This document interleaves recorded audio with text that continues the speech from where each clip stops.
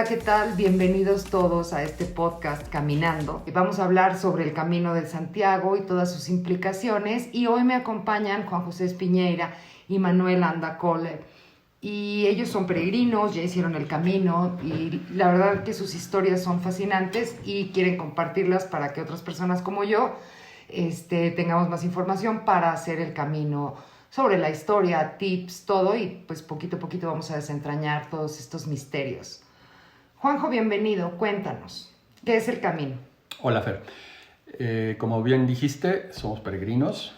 Eso es una etiqueta que yo creo que te queda por el resto de tu vida una vez que hiciste algún tipo de peregrinación. En este caso ya hemos hecho 2.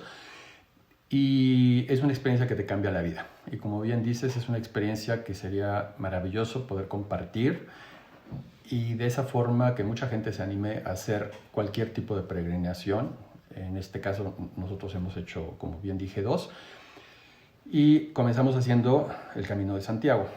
¿Cómo surgió la idea de hacer este camino? Porque bueno, yo sé que tú viviste en Santiago, pero ¿cómo surge la idea? Pues como bien dices, yo viví 10 años en Santiago de niño y conozco perfectamente Santiago, sus paredes, sus muros, sus historias, y conocíamos la historia del Camino de Santiago. Sin embargo, nunca me pasó por la cabeza la idea de hacer el Camino de Santiago. Era un proyecto muy lejano, muy turbio. Un día, viendo un programa en YouTube sobre el Camino de Santiago, se lo propuse a Manuel esperando un no por respuesta, pero mi sorpresa fue que me dijo, claro, con 25 admiraciones. Y pues después de ese claro no hubo otra más que hacer, ¿no? Requirió una gran preparación física, mental, de la cual hablaremos posteriormente, pero así fue la historia. Manuel, cuéntanos, ¿qué te motivó a decir ese sí tan rotundo para el camino? Mi respuesta no va a ser como dirigida al camino. No tenía idea de lo que era el Camino de Santiago. Pues soy una persona que me gusta hacer cosas, me gusta viajar, me gusta sorprenderme por las cosas. Entonces, ante algo que no sabía qué era, dije sí, por supuesto. Juanjo, entonces vamos a volver. ¿Qué es esto de hacer el Camino de Santiago? El Camino de Santiago es una ruta de peregrinación medieval, católica, que tenía como propósito llegar a la tumba del apóstol Santiago.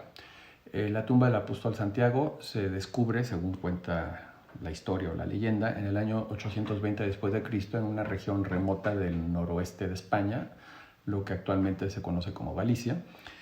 Y en esa época esta noticia se corrió por toda Europa como reguero de pólvora, ya que tenemos que recordar que en esa época España estaba invadida o recibiendo la invasión árabe. Entonces todos los reinos católicos, cristianos que se estaban refugiando en el norte de España tomaron esta noticia como una señal, exactamente, como una señal, y después vamos a ver en la historia que fue así, como una señal de que esto tenía que ser un evento que los uniera en contra del mundo árabe, en contra de la conquista árabe, y que no solamente los iba a unir entre ellos, sino también con Europa, con todos los reinos. No existía Europa como tal tampoco, pero con todos los reinos católicos cristianos que existían en Europa. Juanjo, yo he oído que el camino además se hacía antes, o sea, previo a que existiera este camino, después de la aparición de la tumba del apóstol Santiago, ya existía algo similar más o menos en esa ruta. ¿Nos puedes contar un poquito cómo funcionaba? Así es, existen antecedentes hasta el año, que sepamos, por lo menos hasta el año 1000 a.C., de una ruta de peregrinación celta hacia Finisterre, que no se llamaba así en esa época. Finisterre lo nombran así los romanos. Finisterre significa el fin de la tierra.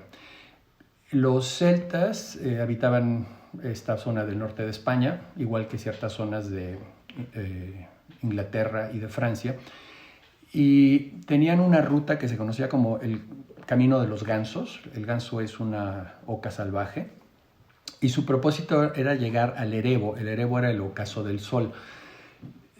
Nos tenemos que imaginar, nos tenemos que poner en perspectiva de estar en el interior y de repente llegar a un mar abierto y ver que el sol todos los días o todas las tardes muere en el mar. Entonces es una adoración hacia el sol, y sobre todo porque en sus leyendas existía la isla de la felicidad, que le llamaban, un paraíso celta en medio de los mares, la tierra de la juventud.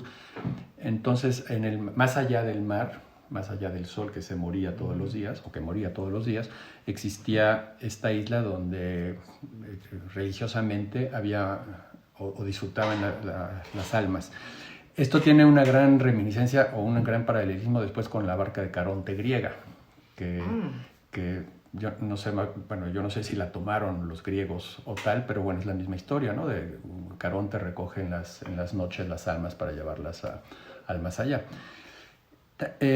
Algo muy importante es por qué el ganso viaja o vuela del este al oeste. Okay. Entonces, aparentemente el vuelo de los gansos guiaba a los peregrinos celtas hacia el oeste, y en la noche, de día, y en la noche se guiaban por la Vía Láctea. De hecho, existe la teoría o la leyenda que el Camino de Santiago es un reflejo de la Vía Láctea, ya que en la noche servía también como guía para llegar a Finisterre. Existen muchas coincidencias. Por ejemplo, la diosa celta Lucina, que viene a ser la diosa Venus, nace, lo sabemos por ejemplo en el cuadro de Botticelli, en una concha, y la concha es la vieira, y la vieira es un símbolo del Camino de Santiago. Entonces ahí es cuando empiezas a ver que todo está conectado a través de los siglos. Incluso los griegos, y esto está recopilado por Aristóteles, dentro de los 10 trabajos de Heracles, que conocemos todos como Hércules, una de sus tareas es robar el ganado de Gerión. Gerión es el rey de Brigantum. Brigantum es actualmente conocida como La Coruña. Y también Hércules hace esa ruta para llegar a La Coruña, donde está Finisterre, y donde posteriormente se levanta un faro que se conoce hoy en día como la Torre de Hércules, que es un monumento romano y es el símbolo de la ciudad de La Coruña. Entonces, todos estos antecedentes son muy importantes. Incluso ya después en el Imperio Romano, una de las grandes características del Imperio Romano es unir todo a través de grandes vías de comunicación. Y existe una ruta, una vía, hablando en términos romanos, que va desde Burdeos hasta Astorga y tiene el mismo trazo del Camino de Santiago. De hecho, hay un lugar dentro de esta ruta, ya pasando Astorga, que se conoce como la Cruz de Ferro, que en la época de las legiones romanas era un monumento a Marte. Y hoy en día el monumento es una cruz, es un árbol, es un palo, en cuyos remates se encuentra una cruz. Entonces, lo que es importante aclarar es que el Camino de Santiago no es una cristianización de estas rutas. Eso es bien importante, porque hay gente que lo ha tomado como tal, ¿no? De que los cristianos tomaron todas estas tradiciones y las cristianizaron y tal. No creo que de hecho no es la idea, porque hay un motivo específico, que es el descubrimiento de la tumba del apóstol, pero casualmente es por un camino que tiene antecedentes pues desde el año 1000 a.C., ¿no? Y además, entiendo, no nada más hay un camino. Mira, ese va a ser un tema. El Camino de Santiago, cuando se descubre la tumba del apóstol y esta noticia llega a todos los reinos europeos, se empiezan a formar grupos de peregrinos que vienen desde países nórdicos, desde el centro de Europa, desde Francia, desde Inglaterra, incluso por mar. Había peregrinos que llegaban a Francia y luego por ahí se unían a las peregrinaciones que venían desde el norte de Europa, pero también había barcos que iban directamente a Galicia y que entraban por el norte de España a visitar la tumba del apóstol. Existían desde Roma, desde lo que actualmente son, Croacia, Serbia. O sea, existían todos esos caminos, pero llegando a los Pirineos se juntaban en 2 puntos, y en esos 2 puntos se unían posteriormente en Puente la Reina y llegaban a Santiago. Posteriormente surgieron muchos caminos. De hecho, este camino, al que ya se conoce como camino francés, es el camino que tiene la mayor infraestructura y mayor volumen de peregrinos. O sea, no quisiera decir que es el original, pero se conoce como el camino francés, como es el camino primitivo, el camino real, ¿no? Okay. Todos son reales, después posteriormente de Europa vienen, a medida que los reinos árabes van cayendo, en el sur de España se van haciendo rutas desde el sur de España, Santiago, el camino andaluz, pero el camino original es este camino que confluye en los Pirineos y en una sola ruta. El camino francés. El camino francés.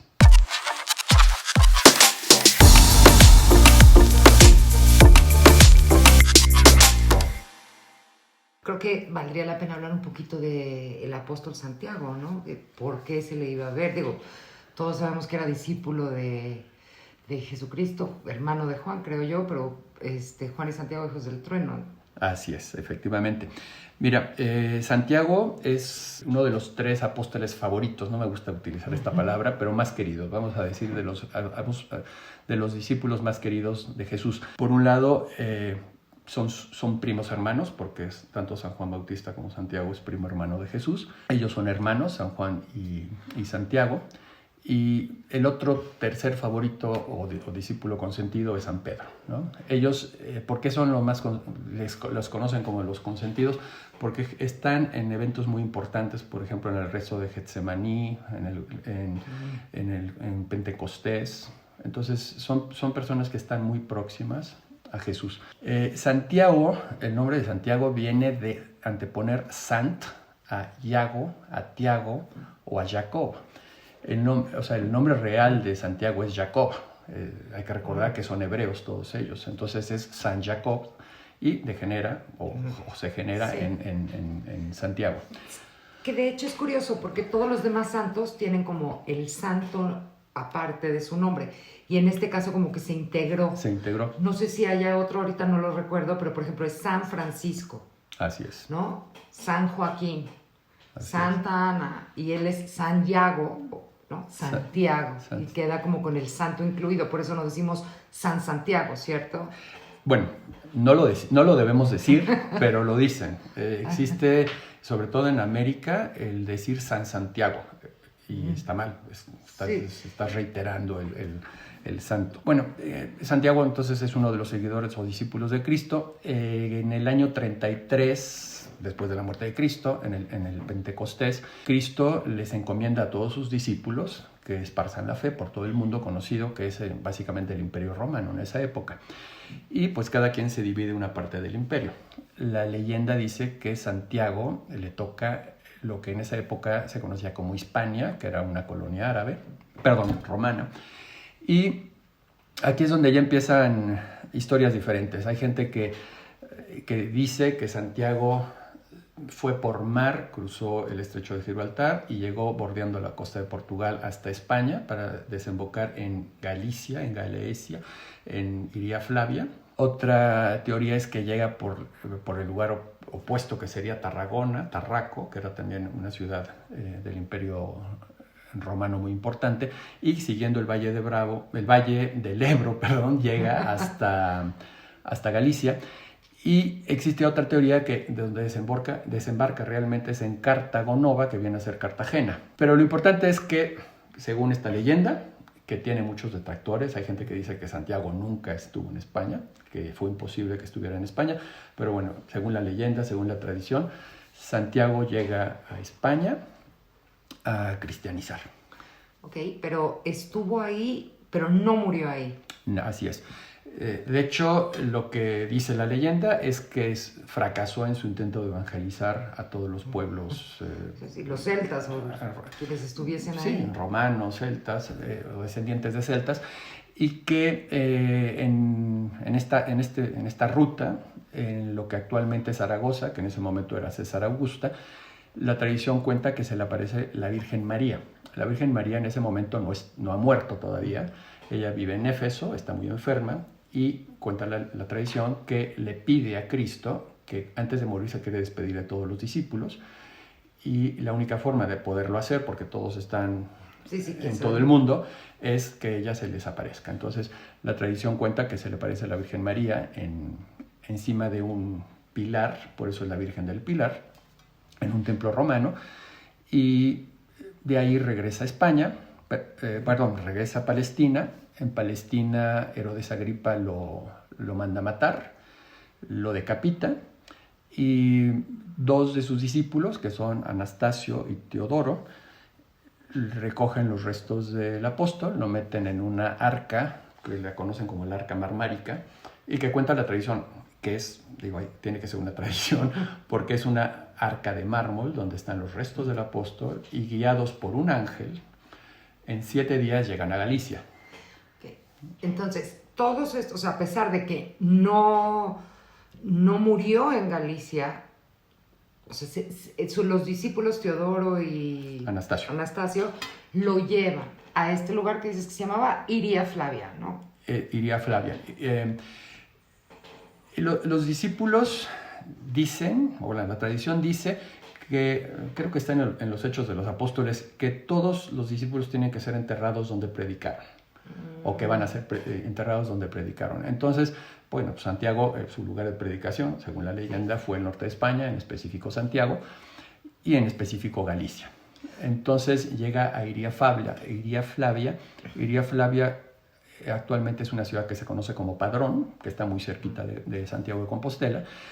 Llegan los restos del apóstol, y Anastasio y Teodora piden apoyo de la reina Lupa, que era una reina hereje, no era católica ni cristiana, para enterrar los restos del apóstol. La leyenda cuenta que lo suben a una carreta guiada por unos bueyes salvajes, con el propósito de que se desbocaran, pero los bueyes se doman inmediatamente porque están transportando un santo, y después de un recorrido se paran y ya no hay forma de que se muevan. Entonces lo toman como una forma providencial de que ahí es donde tienen que ser enterrados los restos, y ahí acaba la historia. Ahí acaba la historia, porque por años, por siglos más bien, nadie supo qué había ahí, por 800 años, ¿no? Así es. Igual, continuando con las leyendas, en el año 820, en un monte que se llama el Monte Pedroso, que está al lado de Santiago de Compostela, que no se llamaba Santiago, no se llamaba Compostela, en unos restos de una villa romana deshabitada, un ermitaño, que es Pelayo, lo conocen como Pelayo, él cuenta que ve en las noches estrellas en una parte del monte o del descampado. Se asusta, obviamente, y se va a Iria Flavia para decirle al obispo de Iria Flavia, pues esto es lo que estoy viendo en las noches. El obispo manda a hacer una dieta y una serie de oraciones antes de ir al lugar, y este obispo se conoce como Teodomiro. Después de una vigilia, desentierran donde este señor Pelayo ve estas señales luminosas, y encuentran tres tumbas. Una de ellas se caracteriza porque tiene una placa de mármol diferente a las otras dos, y por inspiración divina Teodomiro intuye y decreta que son los restos del apóstol y de sus dos discípulos, Anastasio y Teodoro, ¿no? Guiándose en que el resto de la tumba, que tiene mármol, está decapitado. Entonces entienden, o sea, sí. Que es Santiago Apóstol. Y es algo que nunca se puso en duda, y esta noticia se la comunican directamente al rey, en ese momento Alfonso II el Casto, el rey de Asturias, que se convierte en ese momento en el primer peregrino. O sea, va desde Asturias a Santiago de Compostela para ver los restos del apóstol. Aquí me gustaría hacer un receso, porque hay mucha gente detractora de esta historia que dicen que los restos no son de Santiago, sino que son de Prisciliano. Prisciliano, ¿quién es Prisciliano? ¿Quién es Prisciliano? Exactamente. Prisciliano era un obispo gallego que la iglesia lo tachó de hereje y lo manda a decapitar. Entonces tiene dos discípulos también que recogen los restos de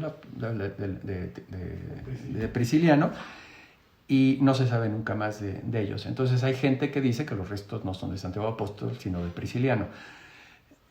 Yo creo que estamos en un momento en el que, por lo menos desde mi punto de vista, eso ya es intrascendente, porque con toda la energía que se ha generado a través de los siglos, toda la fe, Sí. todo, yo creo que ya hay una energía alrededor de todo esto. Y estos lugares santos, ¿no? Pasan a ser parte de la identidad de una nación. Por ejemplo, estoy pensando en Etiopía, en Aksum.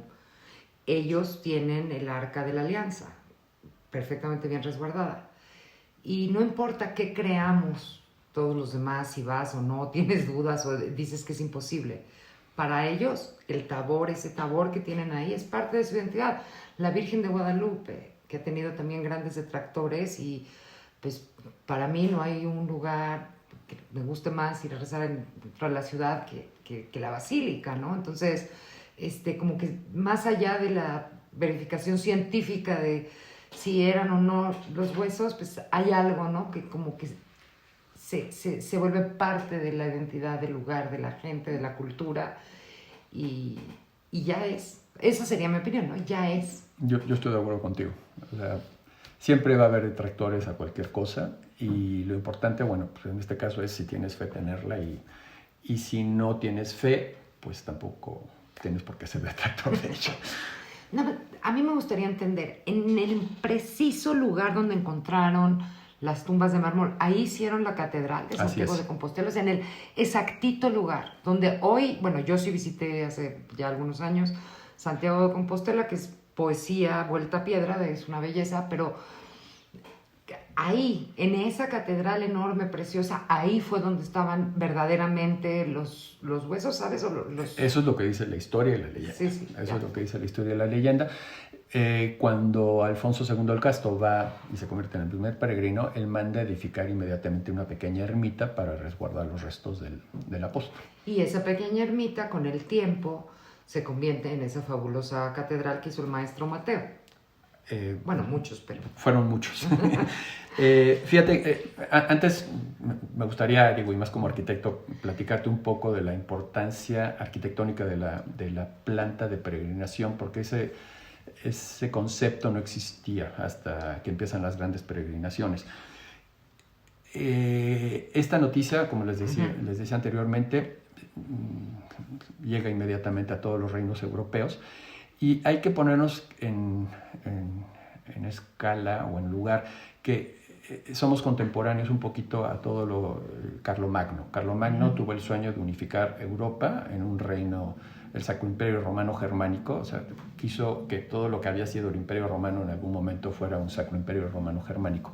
Ahí se encontró con el problema de los árabes. De hecho Carlomagno manda hacer lo que le llamaba él el escudo Hispania, y era decir, de los Pirineos jamás van a pasar los árabes. O sea, es un escudo natural, sí. Y cuando haces la peregrinación te das cuenta por qué los árabes nunca pasaron los Pirineos. Sí, era un escudo natural. Igual que fue un escudo natural lo que resguardó a los vascos, cántabros y astures de las invasiones árabes. Digo, te encuentras en algún momento cuando vas por el camino y ves a tu derecha los montes cantábricos o los picos de Europa, y dices, obvio, jamás estos señores iban a pasar eso. O sea, si te cuesta a ti, imagínate subir caballos y municiones y todo. Digo, es algo epopélico, ¿no? Y esto une a Europa. Y algo también bien importante que vamos a regresar luego con detalle, se convierte en la tercera ruta de peregrinación más importante en la cristiandad. Ya existía la peregrinación a Roma, donde está San Pedro, ya existía la peregrinación a Jerusalén, donde están los restos donde murió Cristo y fue enterrado, pero esta ruta de peregrinación en algún momento fue mucho más importante, la de Santiago, que cualquiera de las otras dos. Y luego vamos a explicar por qué. Pero estabas explicando algo que cambió arquitectónicamente la planta. Primero pues hacen una pequeña ermita, construyen una pequeña ermita, después, que es insuficiente, hacen una iglesia más grande, no catedral, una iglesia más grande, y luego empiezan ya con planes de una catedral. En ese momento, Almanzor, que Almanzor es árabe, es de Córdoba, creo que es el califato de Córdoba, invade Galicia y destruye la catedral de Santiago. se roba las campanas, se las lleva a la mezquita de Córdoba como lámparas para el aceite, para iluminar, y las puertas de la catedral. Entonces, entre esto y que ya era insuficiente, pues existe la necesidad de hacer ya un gran templo, pensar a lo grande en una catedral. Sí, porque me imagino que, digo, a lo mejor ahora no lo pensamos, pero como vivía la gente y dado que había esta gratificación que me parece que no hemos mencionado, el jubileo. El jubileo. Por hacer esta peregrinación que ahorita me gustaría que nos explicaras, o sea, no era 1 o 2 peregrinos en el camino, eran son cientos de miles. Cientos de miles. Y de todos los países, y bueno, no países, de todos los reinos, de todas las lenguas, y que su único aglutinante era la fe, ¿no? Era llegar a y por diferentes razones. Era gente que algunos ya iban enfermos y lo que buscaban era una curación, los otros lo que eran era a pedir algo o simplemente ganar el jubileo, que ya con eso estabas del otro lado, porque el jubileo es una indulgencia plenaria que te garantizaba la entrada directa al cielo. Murieras como murieras en pecado, lo que sea, después de haber hecho el camino o esta peregrinación, ganabas el jubileo. Yo creo que todavía el jubileo continúa hasta nuestros días, porque cuando yo visité Santiago de Compostela era un año de jubileo. Los años y antes. Por cruzar una puerta especial que ahorita me explicarás, la verdad es que no me acuerdo bien, ya se me perdonaban todos los pecados. La pasé como 3 veces por ti, por mí y por todos mis compañeros, ¿no? Y por lo que se pueda llegar a ofrecer. Por si acaso. Por si acaso.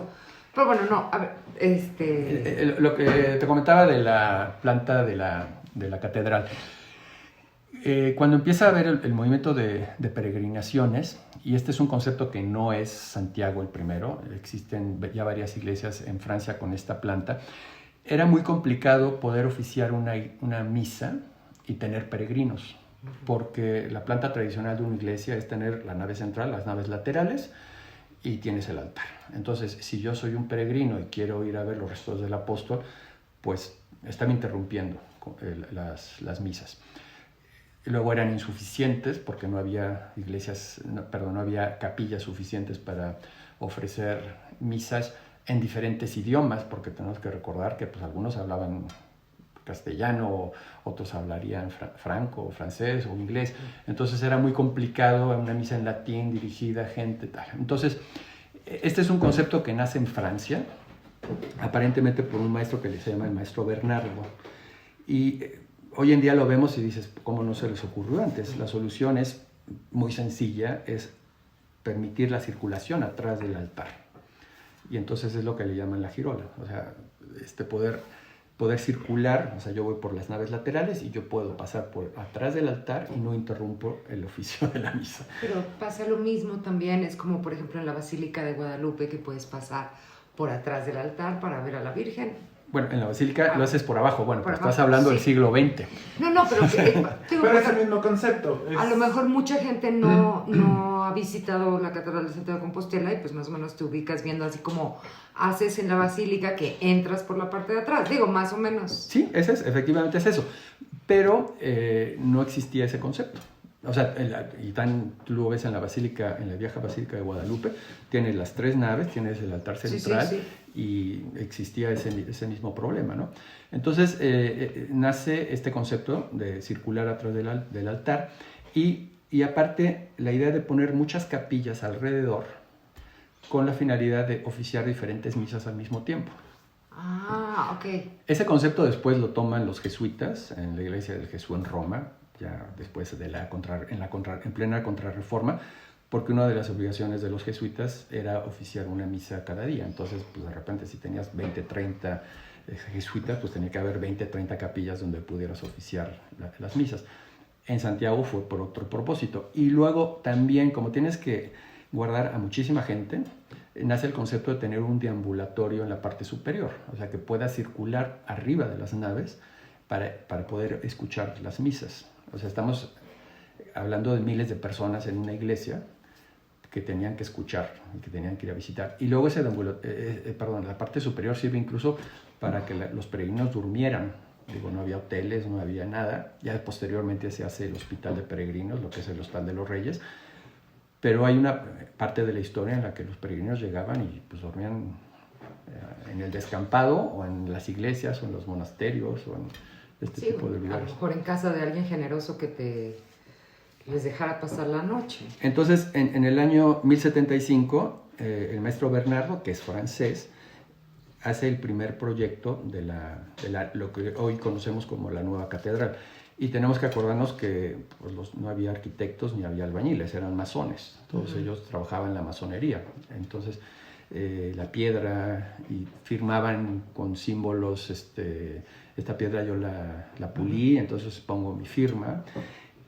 Después, esta es una idea del obispo Diego de Peláez, que lo destituyen, no es el término exacto, destituir, y luego el siguiente obispo que contrata al maestro Esteban, se llama Diego Gelmírez, y posteriormente, que es el más famoso, el más conocido por todos, por el Pórtico de la Gloria, el maestro Mateo, que es el culmen de... A él sí lo sé, porque además hay una costumbre que nos dijo el guía, yo vi a la gente hacerlo, lo hice también, es que como el Pórtico de la Gloria de Santiago de Compostela es una cosa tan especial, de verdad, es poesía hecha piedra, y es así, le pides a base de darte 3 topes, así como 3 cabezazos. Los croques, el santo de los croques. A los croques le llaman. Pues Pues yo me di mis cabezazos, 1, 2, 3, y le pides así como entendimiento, sabiduría y creatividad, ¿no? Al maestro Mateo, que no es santo. No. O sea, no lo hicieron santo ni nada hasta donde yo sé, pero sí, o sea, sí es alguien considerado un adelantado, un visionario fuera de su época, que se adelantó 100, 200 años a su época, y por eso le pides las cosas. Pero bueno, ya me estoy metiendo en lo que no me importa. Juan, continúa. No, fíjate, el Pórtico de la Gloria, y qué bueno que hiciste eso porque ya no lo puedes hacer. ¿Cómo? Hoy en día ya no entras por el Pórtico de la Gloria a la catedral, tienes una entrada por el Palacio de Gelmírez, y se restauró, no recuerdo ahorita, fueron muchos años de restauración. Hay que recordar que todos estos templos tenían policromía. Hoy en día estamos acostumbrados a verlos de piedra, pero tenían colores. Entonces, es algo que tuviste la oportunidad de hacerlo, pero ya no lo vas a poder hacer. Algo también que es muy característico de la Catedral de Santiago es el famoso botafumeiro. Y el concepto del botafumeiro es en pleno siglo XI también, y se debe al olor de los peregrinos, porque bueno, es gente que venía caminando. En esa época no había la higiene que existe hoy. Entonces te puedes imaginar 1,000 personas o 2,000 personas dentro de la catedral durmiendo, y era una forma de desinfectar y de los olores. Sí, pues sí, o sea, es lógico. Si sí, llevabas hasta el día de hoy. un mes, si llevabas un mes caminando y no había dónde bañarte, o a lo mejor pues un día que te metieras al río, pero no era como que... O sea, Luego hay algo, y también como referencia al camino, en el año 1122 se escribe el Códice Calixtino por un sacerdote francés que hace el Camino de Santiago. Es una recopilación de 5 libros, hablan de los milagros de Santiago, milagros adjudicados a Santiago. El 4.º libro habla sobre Carlomagno, y el 5.º libro y se conoce como la primera guía del peregrino, vamos a decir turista. O sea, está mal dicho turista porque no eran turistas, pero es muy interesante que antes, si alguien hace el Camino de Santiago, lea el Códice Calixtino o lo lleve, porque va a ser increíble. Van a sentir que estás pisando lo que te está diciendo este señor hace 10 siglos o 9 siglos, que el puente de fulano, el río tal, y estás viendo y estás caminando por los lugares que este señor te está contando desde el siglo XII. Eso es impresionante. Supongo, Manuel, corrígeme que me equivoco, que Juan se lo llevó y lo hizo, Sí, y iba claro. comparando. Sí. Pero ahorita que Juan contaba esto, dijo algo como de turismo. Y algo que quiero aclarar sí es el Camino de Santiago, y sí, Santiago es apóstol y tiene toda esta parte de la religión y tal, pero el Camino de Santiago es una experiencia como de fe, y entonces pues cada quien tendrá su fe puesta en lo que quiera. Esto, o sea, para que un poquito no nos quedemos con la idea de que solo si eres como muy religioso incluso si eres católico o lo que sea, es para ti, y si no, no lo es, no. O sea, si no lo eres, igual te apartas, o sea, si quieres, no tocas toda esa parte, y igual el camino tiene algo muy, muy especial. Yo no conozco a nadie que haya hecho el camino y no hable desde una experiencia a muchos niveles, ¿no? Y como toda la vida, pues, ¿no? Habrá 10 personas que comemos el mismo plato y a cada quien les sabrá diferente. Pero sí, o sea, las personas que yo conozco, cuando hablan del camino, se les ilumina la cara, de verdad. Tienen como un resplandor. Y por ejemplo, un amigo mío muy querido que se llama Vicente me dijo, es que de pronto estás caminando y te tienes que parar a tomar aire porque te sientes intoxicado de la belleza. Sí, claro.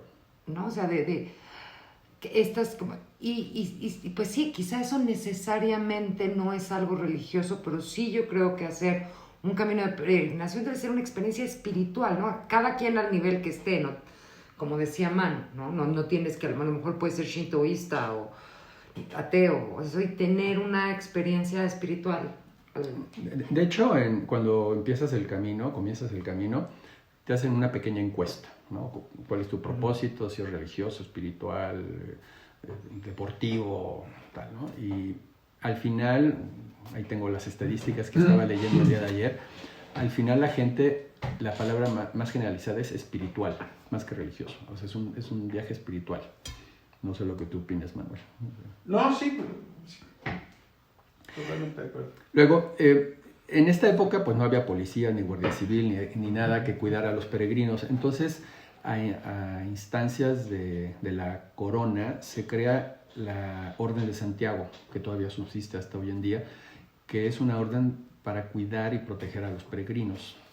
Porque había falsos peregrinos, igual que hay falsos emigrantes hoy en día, y había falsos religiosos. ¿Pero cuál era el beneficio de hacerte pasar por un robar? O sea, yo me junto a tu grupo y a lo mejor en la noche te robo tus pertenencias. Había gente que dicen que hipotecaba todo para poder hacer el camino. Digo, porque si hoy en día es difícil, imagínate en esa época. Claro, y además no era como que llevabas la Amex, la Visa y Mastercard para ir pagando. O sea, tendrías que llevar tus moneditas, ¿no? Para ir pagando la posada, la comida. Tu comida o lo que fuera. Ahí entran los templarios. Aquí entran los templarios. Aquí entran los templarios. Los templarios, todos sabemos que a raíz de las cruzadas, nace en Jerusalén, es una orden que nace en Jerusalén, y también se les encomienda la protección de los peregrinos. Pero yo te puedo proteger en mi hospital o en el hostal, donde sea, pero no te puedo proteger en el camino a un robo. Entonces, nacen una especie de letras de cambio en las que cuando tú inicias tu peregrinación en la frontera con Francia, tal, decías, pues yo llevo tanto, y te lo iban dando en los puntos que te ibas quedando de los templarios. Sí, instrumentos financieros que podrías ir. Entonces, si te los robaba, pues no valían, porque pues, o sea, el otro no los iba a poder intercambiar por nada, porque ya no valían. Y es un antecedente de la banca. O sea, es una forma de te estoy dando un cheque, o te estoy dando un pagaré, o te estoy dando un documento que yo te voy a hacer válido. Eso es increíble que existiera en esta época. Ahora, todo esto suena muy bonito, pero el Camino de Santiago tiene dos grandes crisis en la historia. La primera crisis se debe al movimiento de Lutero, al movimiento protestante. ¿Por qué? Porque gran parte de los peregrinos ya no son católicos después de la Reforma. Entonces ya son protestantes. Entonces comienza a disminuir el número de peregrinos que antes venían de Flandes o de Alemania o de los países nórdicos o de Suiza o de todos estos países que después se convierten al protestantismo. Y también a las guerras en Francia y en los Países Bajos. Tenemos que acordarnos que en esta época los Países Bajos, Flandes, estaban en guerras con el Imperio Español y todo esto, y en Francia empieza a haber también pugnas internas. Entonces todo esto impide que los peregrinos puedan peregrinar o caminar por territorios que están en guerras. Entonces esta es una gran crisis en el siglo XVI, y posteriormente, entre el siglo XVII y XVIII hasta la Revolución Francesa, hay Con la contrarreforma hecha por la Iglesia Católica, empieza a haber otro boom. O sea, es una zona, es un periodo histórico donde empieza a haber también muchas peregrinaciones, aunque ya no vinieran de los países protestantes, había minorías católicas o cristianas en los países protestantes, y sobre todo porque ya estaban en paz. Cuando viene la Revolución Francesa, o estalla la Revolución Francesa, por un concepto de ideología, que es la secularización de la sociedad, y por la desamortización de los bienes de la Iglesia, que pasa en Francia y pasa en España, muchas iglesias o monasterios que estaban encomendados a la protección del peregrino dejan de serlo porque los expropia o los desamortiza la corona, ¿no? Y eso también hace, o bueno, el caso de Francia no es la corona, eso también hace que el peregrino ya no tenga dónde llegar o ya no se sienta seguro dónde va a quedarse, y entonces empieza a haber una gran crisis. Después vienen las 2 guerras mundiales, que obviamente la gente tiene cosas más interesantes que hacer que un peregrinaje. Sí, pues habría que reconstruir, ¿no? Después de los bombardeos no está bueno para andar peregrinando. Entonces, prácticamente es hasta mediados del siglo XX que empieza a haber un resurgimiento del camino muy tímido, y paradójicamente por parte de Francia, un movimiento que surge en Francia, y otro en una ciudad, Estela, que forma parte del Camino de Santiago. Entonces empiezan a decir, bueno, pues vamos a tratar de recuperar todo lo que es el camino. Aquí aparece una persona muy importante que es un obispo, perdón, no es un cura, es un cura de un lugar que es el primer punto que llegas en el camino, que es Ocebreiro, en Galicia. Es Elías Baliña San Pedro, y hasta los años 80, que pues son apenas 40 años, empieza a tratar de revivir el camino. Entonces, el gran problema con el que se encuentra, por un lado, es que muchas de las rutas originales del camino hoy son carreteras, o de repente se hicieron una fábrica o una construcción, o creció la ciudad, y ya no vas a poder circular por el trazo original del camino. Entonces hacen rutas alternativas. No me gusta utilizar la palabra alternativa, pero bueno, nos pasó en Navarra, que nos desviamos para irnos por el camino original, y en medio había un río, ¿no? Sí, había un río. Entonces, pues este es el camino original, pero pues, mejor vete por el otro porque está más fácil, ¿no?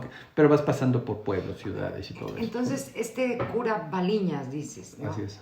Este cura Baliñas hace como dibuja el trazo. Otra vez el trazo para que sepas cómo ir. ¿Y cómo te orientas? También se debe a él, primero por las conchas. La concha es un distintivo, pero él es la flecha amarilla. O sea, él hace una flecha, el Camino de Santiago está lleno de flechas. De hecho, una persona que fue también el que nos motivó a hacer el camino, nos decía, hoy en día no te puedes perder en el camino a menos de que seas tonto. O sea, porque no pasan, no sé, 100 metros, 200 metros sin que no veas una flecha. Gracias al monseñor cura Baliñas logramos que tenga todo flechas amarillas. Sí, luego también es muy importante, en el año 81 Juan Pablo II se convierte en el primer papa que no hace el camino, pero que llega a Santiago de Compostela. Y eso le da mucha proyección. Las famosas jornadas de la juventud, se juntan miles de personas en Galicia, de todo el mundo. Y posteriormente, pues, ha ido creciendo. La última cifra que tenemos antes de la pandemia es que en el año 2019 350,000 personas hicieron el camino. Es mucha gente. Ahora, es una mentira esto, porque, bueno, no una mentira, porque hay un truco, porque de estos 350,000, la mitad, 175,000, la hicieron en los últimos kilómetros desde Sarria, que luego hablaremos de qué es eso. Bueno. Y también, nada más para que nos demos cuenta un poquito, con esto de la pandemia, que fue en diciembre, ¿no? Lo habían hecho... Creo que 9 personas, ¿sí? 8 personas fueron las que habían llegado a Santiago de Compostela de caminar, de hacer el camino. O sea, de... ¿cuánto dijiste? 350. De 350,000 a 9 personas. Entonces... Eso nada más como dato cultural para que nos sorprendamos del número, pero sí está cañón. Sin embargo, yo tengo fe, estoy seguro que esta cifra no solamente se va a recuperar, sino que va a crecer, porque yo creo que después de la pandemia la gente ha tenido muchos cambios de conciencia y yo creo que esta cifra se va a multiplicar. Oye, Juani, platícanos, además de Juan Pablo II, que fue, bueno, si bien no peregrino, pero que no hizo el camino, ¿quién sí ha hecho el camino de Santiago? Bueno, pues mira, en tantos siglos te puedes imaginar que muchos famosos, o, bueno, gente importante o gente reconocida, ¿no? Te digo, el primer peregrino considerado como tal es Alfonso II el Casto, que es el rey de Asturias, que va cuando es descubierto la tumba, o cuando son descubiertos los restos del apóstol. Pero gente como San Francisco de Asís lo hicieron los reyes católicos antes de la toma de Granada, Juan de Austria, Isabel de Portugal, Cosme de Medici, por ejemplo, Carlomagno. Cosimo de Medici. Carlomagno, aquí hay una historia. En el libro en el Códice Calistino, en el cuarto libro que habla sobre Carlomagno, dice que el apóstol Santiago se le aparece a Carlomagno y le dice que va a ser guiado para que vaya a visitar la tumba. Carlomagno está en España en esa época por la famosa batalla de Roncesvalles, que en algún momento hablaremos de ella, y dice la leyenda cuenta que fue a Galicia y que cuando regresa de Galicia, o de la tumba del apóstol, es cuando pasa la batalla de Roncesvalles, todo lo de Chanson de Roldán, que hablaremos de ello en su momento, ¿no?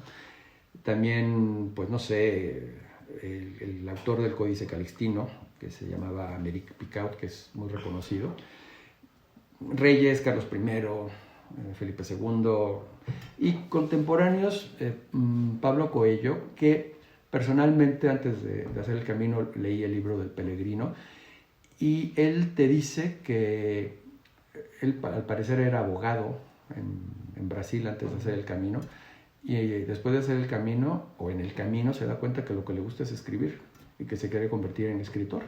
Entonces cuelga los hábitos como abogado y se convierte en escritor. Yo creo que el camino, si te lo permites, te cambia la vida. Sí, y además el camino ha sido personaje central, ¿no? Como ahora, no solo de libros, sino ahora que tenemos en este último siglo la posibilidad de hacer películas y series, ¿no? De todas estas historias de gente que, como ustedes, realizó el camino y tuvo estos cambios, ¿no? Y la cercanía y el contacto con, no quisiera decir energía, ¿no? Pero como con esta fuerza de peregrinar por donde ya pasaron tantos antes. Así es. Y hay películas, por ejemplo, hay una película de Way, que es una película americana que ha hecho que muchos americanos o estadounidenses hagan el camino, y que al parecer es una historia real de una persona que se muere el primer día haciendo el camino y su padre recoge los restos y los va esparciendo por el camino, ¿no? Ya no les contaron todo. Por si la querían Spoiler, por si la querían ver. No. Yo no he visto esa película, pero vi una serie, y yo veía que los peregrinos se saludaban o se decían cuando se topaban, buen camino.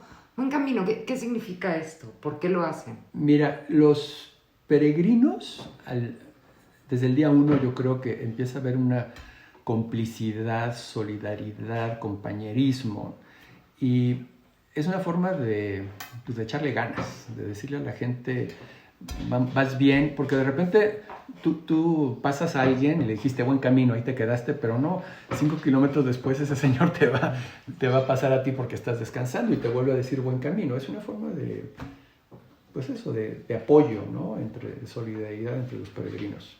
Es muy emocionante cuando alguien aunque lo hayas escuchado 1000 veces, te sigue emocionando que alguien te diga te sigue tocando, ¿no? El claro. Corazón.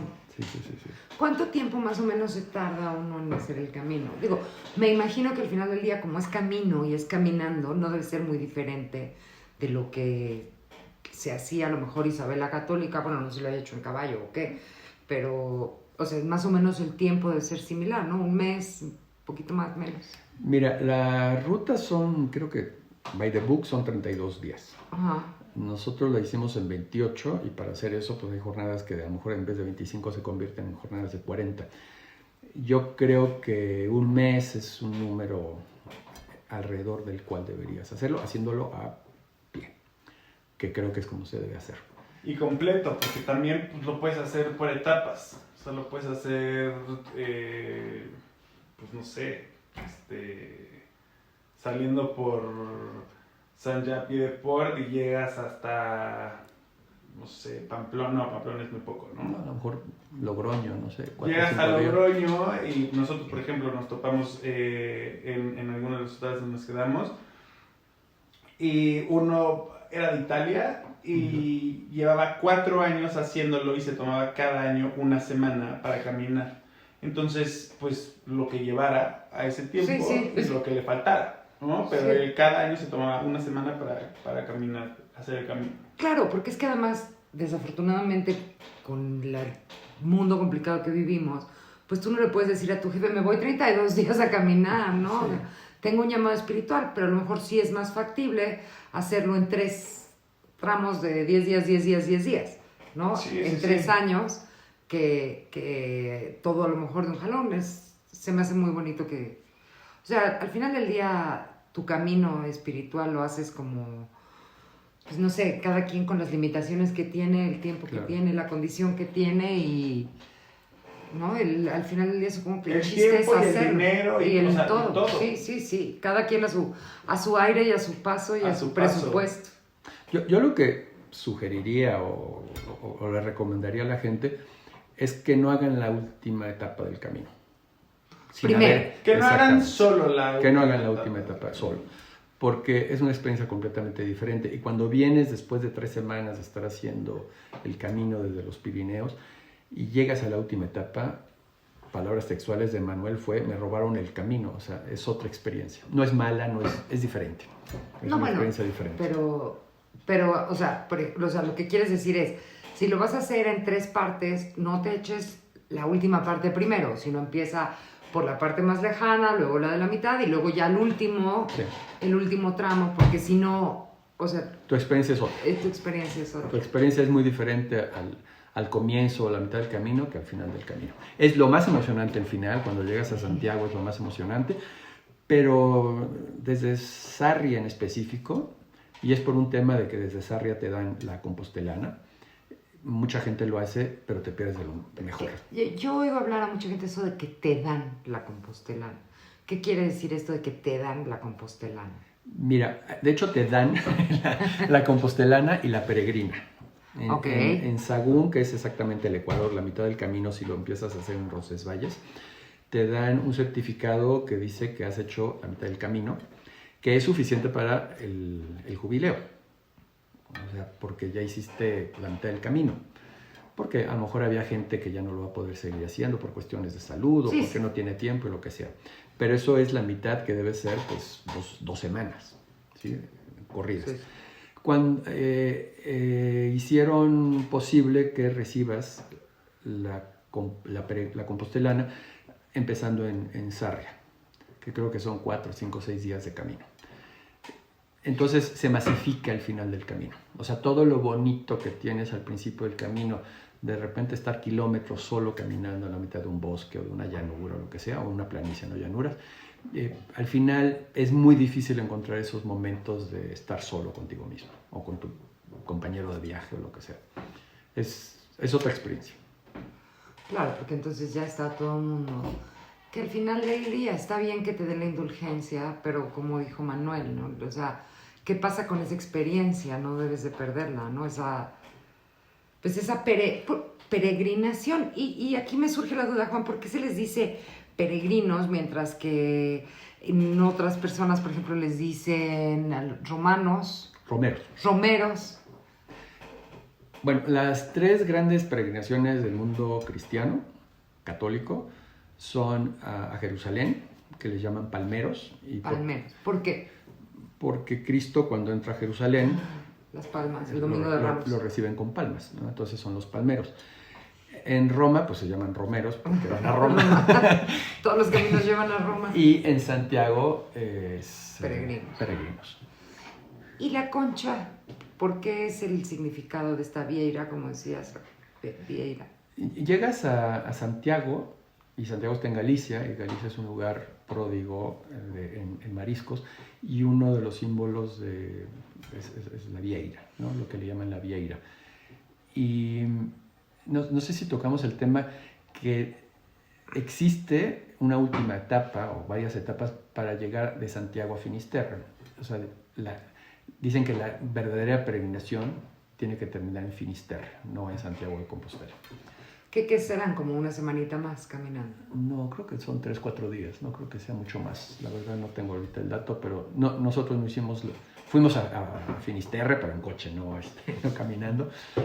Pero dice, o sea, lo ideal sería que pudieras hacer el camino desde Roncesvalles o desde Saint-Jean a Finisterre. Sí, creo que hay, en este camino hay muchos caminos y muchísimos temas que hablar, así que los invitamos a seguir en este podcast Caminando con Juan José Spineira, Manuel Andacole, ya me iba a equivocar, pero no, y Fernanda de la Torre, y pues aquí seguir platicando y aprendiendo sobre el Camino de Santiago y tantos otros caminos, ¿no? Aquí nos vemos caminando.